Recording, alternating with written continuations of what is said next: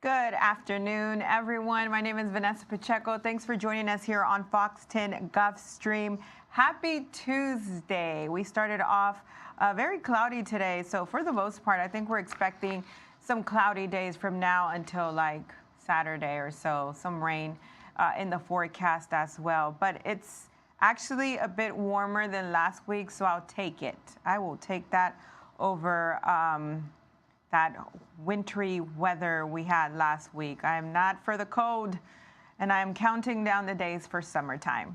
Anyways, thanks for joining us. Again, if you don't have a Gulfstream, if you have Apple TV, Fire TV, Roku, make sure to download the Gulfstream app, and that way you can watch us on here. We also have some pretty cool Mardi Gras content on there right now, dating back to like the 1960s. So I've seen some of the videos, really cool stuff. And honestly, it's really neat to see like the celebrations, the Mardi Gras celebrations from then and then compare them to now, but still a fun time. All right, let's start off with the first story. It has to do with Apple. So any of you Apple users, listen up regarding this latest software update. So the company says iOS 17.3 will require users to scan their face or fingerprint when accessing private information like saved passwords or applying for an Apple Card. The company is also adding a waiting period while updating an Apple ID password or iPhone passcode. Users will need to use one of the biometric scans before and after an hour wait to update the passwords. The new features are meant to prevent thieves from gaining access to a phone. I will say this, as an Apple user, I've lost my phone before. It seems like years ago, people were like stealing these phones and getting access, easy access into these phones. But now it's become so much harder. I feel like I wouldn't put all my trust there just leaving a phone, but I feel like it's much harder for someone to just pick up an iPhone and try to use it as their own phone, if that makes sense. So all these security features are definitely helping out. So this is just a new security measure for the devices, and it's part of the latest software update. So I'm curious to see how that's going to work, but I'm all for more security. All right, USPS. Let's talk about the USPS. The U.S. Postal Service has unveiled its first set of electric vehicle charging stations. So they are at a new sorting and delivery center in Georgia The stations allow the vehicles to charge overnight prior to the next day deliveries. Throughout the year, the Postal Service will convert 400 sites into similar sorting and delivery centers. They will serve as local hubs and cover a larger geographic area than the post offices they are replacing. So most will have charging stations for electric vehicles. USPS is planning to have 66,000 EVs by 2028. Look at those. Wow. Well, it'll be neat to start seeing this. Again, this is a delivery center in Georgia, but 66,000 EVs by 2028. So first set of electric vehicle charging stations. Pretty cool stuff right there. A different look than your typical Postal Service cars that we typically see. Okay, Jurassic Park. Jurassic Park fans out there, listen to this next one. So dinosaurs will soon roam the earth again, on the big screen at least. According to the Hollywood Reporter, Universal Pictures is developing an all-new Jurassic World movie. The outlet is reporting the movie may possibly be released as early as 2025. It's unknown at this time who will direct the film, but the script is reportedly being written by the same man who wrote the first two Jurassic Park films. Steven Spielberg is reportedly going to serve as executive producer. In all, the sixth film in the Jurassic franchise have earned more than $6 billion worldwide. I'm excited for this. They're always action-packed. And yeah, I'm excited to see this and see how it's going to turn out. Again, we'll have to wait until 2025 eventually. But for all great movies, we always have to wait. Okay, let's talk about Dwayne Wade. Okay, The Rock is trading in his muscle shirts for business suits. He's joining the board of directors for TKO Group Holdings, which consists of the recently merged WWE and UFC. The former WWE wrestler's position on the board becomes effective immediately. So the company is paying Johnson $30 million in stock awards to promote the brand as part of his new deal. He also secures full ownership of his stage name. Now, today, the company also announced a partnership with Netflix, which will become the exclusive home of WWE Raw next year.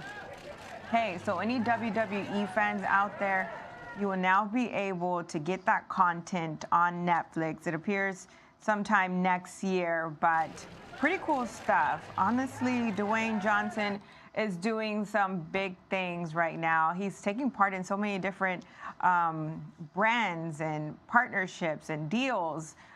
So good stuff for him.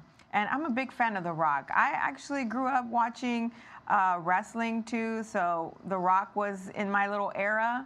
So I'm a big fan of The Rock. Okay, let's go from The Rock to The Wizard of Oz. I know, I don't know how else to transition that. Okay.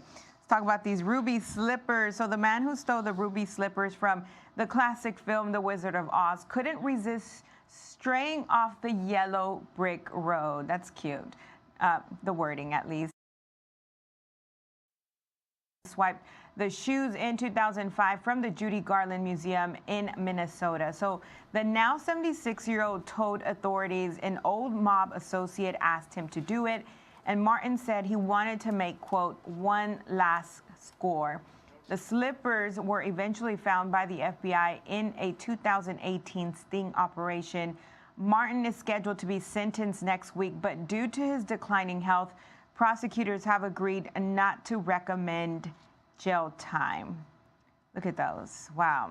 Well, we'll see what happens with that and what they decide for him. But, I mean, yeah. Shoes, 2008. From The Wizard of Oz to Barbie. Okay, so the Barbie mania continues. Actress Margot Robbie and her stylist cooked up some glamorous Barbie doll-inspired looks for the movie's press tour. Now those fashions will be featured in a new book titled Barbie: The World Tour. The 160-page book will highlight the duo's work to recreate some of the doll's most iconic outfits. It will also include looks that were not seen due to the SAG-AFTRA strike, cutting the press tour short. So the book costs $55 and will be released on March 19th. So this is going to be super cute. I know if you saw her through some of her press tours, she had the really cute outfits, the pink, of course, and then obviously looking similar to the actual Barbie doll outfit. So anyone that loves the Barbie fashion, this is going to be a book for you for sure.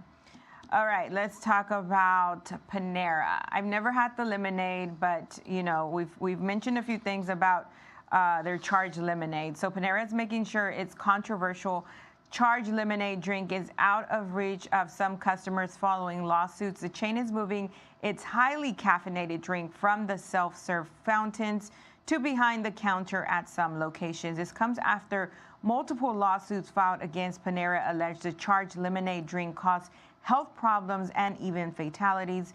Some Panera locations are putting up sign warning customers about the drink's caffeine content. Wow. Honestly, I've never tried their lemonade, and now I'm just too scared to try it. But at least they're taking precautions now and putting it behind the counter. Some are putting some warning signs. Panera to Applebees. I haven't been to Applebees in the longest, but listen to this. I didn't even know they had a date pass, but probably because it sold so fast. So Applebee's date night pass proved to be popular. So the $200 exclusive weekly pass sold out within just 1 minute. The date night pass sold only on the chain's website. So it went on sale yesterday at noon, but was unavailable for some customers after about 30 seconds. So the pass is valid to use 52 times and covers up to $30 of food and non-alcoholic beverages per use. However, it can't be used more than once in a 24-hour period. I mean, if you love Applebee's, you're getting $200. Okay, so you pay $200 up to 52 times. You can use it up to 52 times. It covers $30 of food and drinks. I mean, now I get why it sold so quickly. I mean, that's a steal. Or is it a deal? I don't know. But anyways, okay, last story. This right here makes me hungry, but I'm currently fasting, so I can't have this, but I hope you enjoy today because it is National Pie Day. Look at that. Wow. So whether you bake it or buy it, it's time to slice it up and devour. And it's one of the nation's favorite desserts. So in fact, we love pie so much that we celebrate it twice a year. The pie celebration is today, January 23rd. This is the first observance of the year. The second is in December. So whether it's apple, blueberry, pecan, so many flavors to choose from, you shouldn't have a problem finding one you like. And when you do, make sure to post it on social media. You can use the hashtag National Pie Day. Look at that. So JJ from Nelson's Barnyard Buffet came to our kitchen today and whipped up, I lost count how many pies he made today, but the whole newsroom, the whole TV station enjoyed it. They were great. At least they looked great. I could only just look at them, but everyone seems to enjoy them. So it's a great day for pie, honestly. It's a cloudy day, a little bit of rain out there. Cut a slice of pie, whatever flavor you like, and enjoy it for National Pie Day. Enjoy it for me, at least. Okay, I think that'll do it for us today. Again, if you don't have the Gulfstream app, you can download it. Apple TV, Roku TV, Fire TV. And we will be here tomorrow to give you more trending news. And of course, check out the Gulfstream app, and you can get some exclusive content on there as well. Weather, sports, and also some exclusive Mardi Gras video. So, okay, enjoy, be safe, and I will see you tomorrow.